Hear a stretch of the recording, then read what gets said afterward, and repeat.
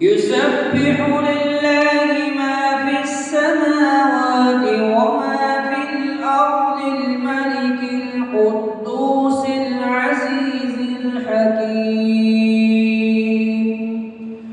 هو الذي بعث في الأميين رسولا منهم يتلو عليهم آياته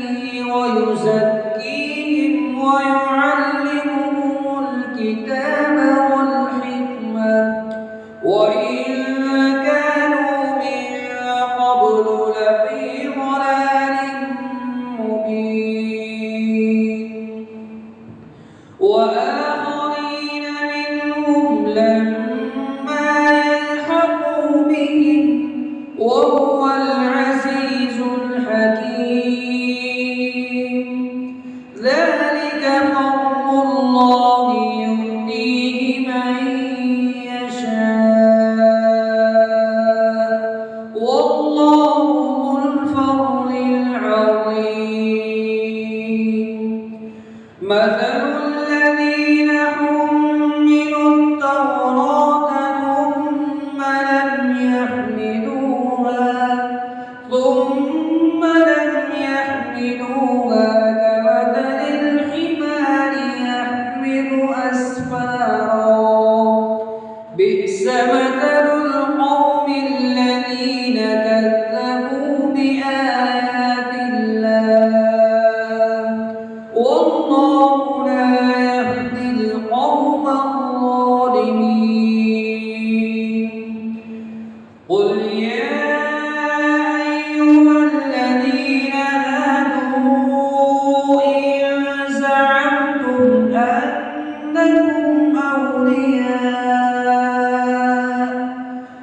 أنكم أولياء لله من دون الناس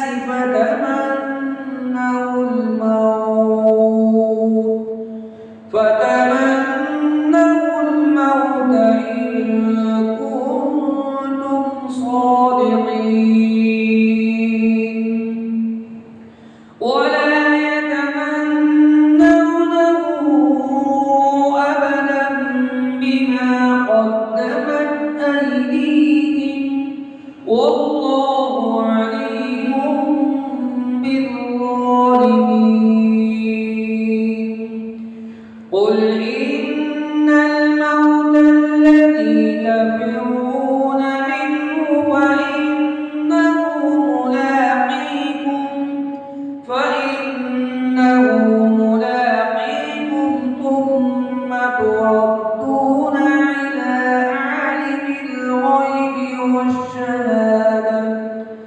إلى عالم الغيب والشهادة فينبئكم بما كنتم تعملون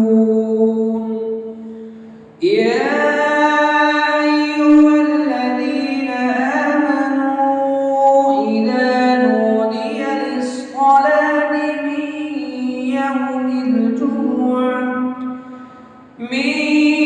يوم الجمعة فاسعوا إلى ذكر الله وذروا البيع ذلكم خير لكم إن